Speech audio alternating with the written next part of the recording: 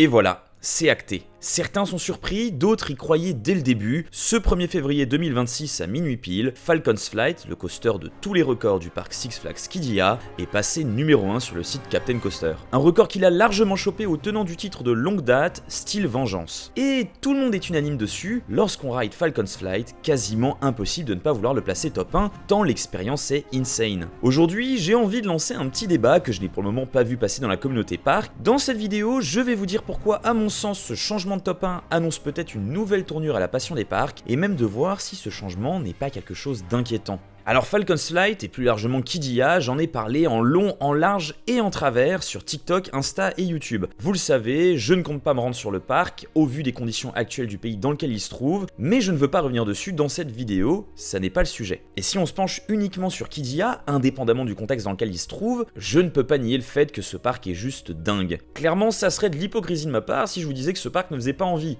et que Falcon's Flight avait l'air inintéressant. Je pense qu'il y a vraiment de bonnes raisons pour qu'autant de personnes pètent leur crâne face à cette nouveauté. Et j'ai même envie de dire, encore heureux. Vu le paquet de fric qui a été foutu sur la table, ça serait un sacré gâchis que le parc et ses coasters soient nuls à chier. Quoique, beaucoup de parcs aux Émirats ou même en Chine ont été construits dans le même esprit, mais sont effectivement quant à eux sans âme. Alors oui, on a le constat de base, le parc est dingue, dans un cadre époustouflant et avec des coasters plus que choquants. Et Falcon's Flight, pour celles et ceux qui n'auraient pas suivi, c'est le coaster de tous les records. Il est désormais le plus haut, le plus rapide et le plus long du monde. Tous les attributs impressionnants d'une montagne russe y sont, du jamais vu, jamais fait auparavant. Habituellement, on avait toujours eu des coasters qui battaient un, voire pour les plus fous, 2 de ces records en même temps, mais les 3, c'est juste inédit. Et c'est d'autant plus impressionnant de voir ça dans un monde dans lequel les rupteurs avaient déjà été poussés au taquet sur les records de hauteur et de vitesse. Et maintenant, on découvre qu'il est en plus de ça le meilleur coaster du monde. Et c'est là qu'on arrive sur le sujet que je voulais aborder aujourd'hui. Falcon's Flight est sûrement en train de lancer un tournant dans le milieu des montagnes russes.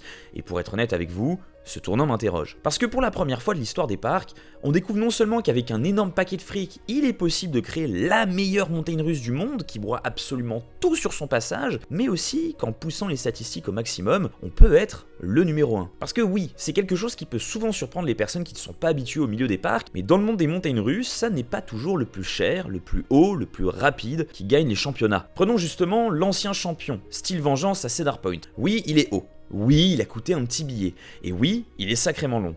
Pourtant, on peut citer pas mal d'autres montagnes russes qui sont plus chères, plus hautes et plus longues. Et même sans aller taper dans le top 1, des très bons coasters, pas très gros, contraints par un espace insuffisant ou par un petit budget, il y en a plein, et je suis sûr que vous aussi vous en avez plein en tête. Et c'est ça la magie des montagnes russes, le fait de se dire que ça n'est pas forcément le Golgoth imposant qui écrase les autres, c'est cette petite surprise qui ne paye pas de mine de l'extérieur et qui vous fout la claque de votre vie. Alors attention, je suis pas en train de dire que les coasters imposants et coûteux sont à chier, loin de là, et je suis moi-même un aficionado des launch coasters puissants et des bonnes grosses drops d'hyper coasters. Mais là, avec Falcon's, pour la première fois, c'est l'argent en masse, la place illimitée et les records aberrants qui font remporter la première place. Pour la première fois, c'est justement le coaster monstrueux, le mastodonte imposant qui détruit tout sur son passage et qui met tout le monde d'accord. Plus de place pour les petits, on est sur du rapport de force. Et en toute honnêteté, de voir ce changement de paradigme où la pensée cliché du « c'est le plus haut, donc c'est le meilleur » est désormais également approuvé par les passionnés, ça me fait un peu chier. Et pourtant, c'est pas de la faute des fans qui l'ont ridé. C'est sans aucun doute le meilleur coaster du monde, c'est un constat objectif. Mais dans ce cas, est-ce que ça veut dire que les parcs vont davantage se tourner vers des coasters à record au détriment des plus petits coasters bien foutus? Ou bien est-ce que ça ne concerne que les parcs du Moyen-Orient qui, clairement,